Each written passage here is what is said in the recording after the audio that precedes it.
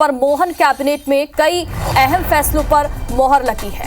मंत्री कैलाश विजयवर्गीय ने फैसलों की जानकारी दी है। बताया कि ग्वालियर उज्जैन मेला में वाहन खरीदी पर अब 50% की छूट रहेगी। तो वहीं वाहनों की रजिस्ट्रेशन फीस पर 50% की छूट रहेगी। हर जिले में पुलिस बैंड को लेकर 932 पदों की स्वीकृति भी दे दी गई है। सीएम मछुआ समृद्ध योजना आगामी 2 वर्ष तक जारी रहेगी। तो वहीं तालाबों को पास के जलाशयों से भरने के निर्देश भी इस दौरान इस बैठक में दिए गए। पीएम सूर्य घर मुक्त बिजली योजना को शासकीय भवनों पर लागू किया जाएगा। साल 2028 तक गरीबी समाप्त करने का लक्ष्य है।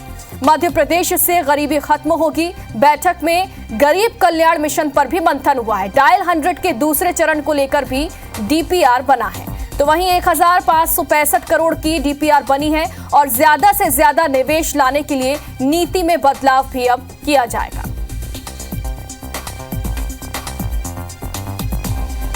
निवेश को आकर्षित करने के लिए माननीय मुख्यमंत्री जी ने प्रतिनिधिमंडल के साथ 27 से 1 फरवरी तक जापान की यात्रा करेंगे और 24-25 फरवरी को जो यहाँ पर ग्लोबल इन्वेस्टर मीट होने वाली है उसमें इंग्लैंड और जर्मनी के साथ जापान भी हमारा पार्टनर रहे। तो मंत्री कैलाश विजयवर्गीय ने फैसलों की जानकारी दी है। कई अहम फैसलों पर आज कैबिनेट की बैठक में मोहर लगी है। वाहनों की रजिस्ट्रेशन फीस में छूट दे दी गई है और 50% की ये छूट निश्चित की गई है।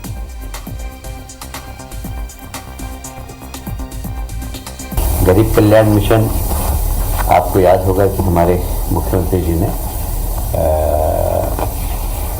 गणतंत्र दिवस पर इसकी घोषणा की थी। युवा कल्याण, महिला कल्याण, किसान कल्याण और गरीब कल्याण, ये चार जो मिशन हैं, इन 4 मिशन में से गरीब कल्याण हमारा एक बहुत ही महत्वपूर्ण मिशन है।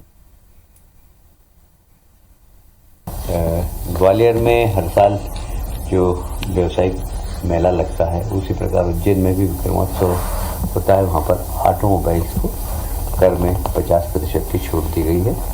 वह भी मेले के आकर्षण का केंद्र होगा।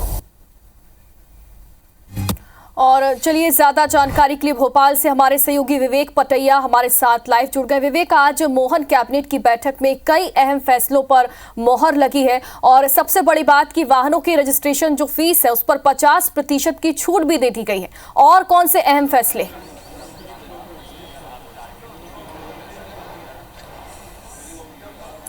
देखिए, मुख्यमंत्री डॉक्टर मोहन यादव की अध्यक्षता में आज कैबिनेट की बैठक मंत्रालय में हुई है और उसमें सबसे महत्वपूर्ण जो फैसला हुआ है कि मुख्यमंत्री ने विभागों से कहा है कि 2028 तक गरीब मुक्त मध्य प्रदेश बनाना है और इसलिए कार्य योजना ऐसी बनाए गरीबी मुक्त मध्य प्रदेश की कि 2028 तक आर्थिक रूप से लोग समृद्ध हो, ऐसी योजनाओं का पर काम करें। तो ये अपने आप में एक बड़ा फैसला है। दूसरी तरफ मुख्यमंत्री डॉक्टर मोहन यादव ने एक बड़ा फैसला लिया है कि उज्जैन व्यापार मेले की तर्ज पर ग्वालियर व्यापार मेले में वाहनों की खरीदी पर छूट दी जाएगी और इसलिए 50% तक का जो छूट देने का फैसला कैबिनेट ने आज मुहर लगाई है। इस फैसले पर डायल 100 प्रोजेक्ट जो है काफ़ी लंबे समय से चर्चा चल रही थी कि डायल 100 प्रोजेक्ट में गाड़ियां जो है वो जो है कंडम स्थिति में और ऐसे में नए वाहनों की खरीदी और तमाम चीज़ों पर चर्चा होनी थी और इसलिए पिछले लंबे समय से डायल 100 को लेकर चर्चा चल रही थी और आज कैबिनेट की उसकी मंजूरी मिल गई। नई डीपीआर करीब 1500 करोड़ रुपये की नई डीपीआर को कैबिनेट ने मंजूरी दे दी है।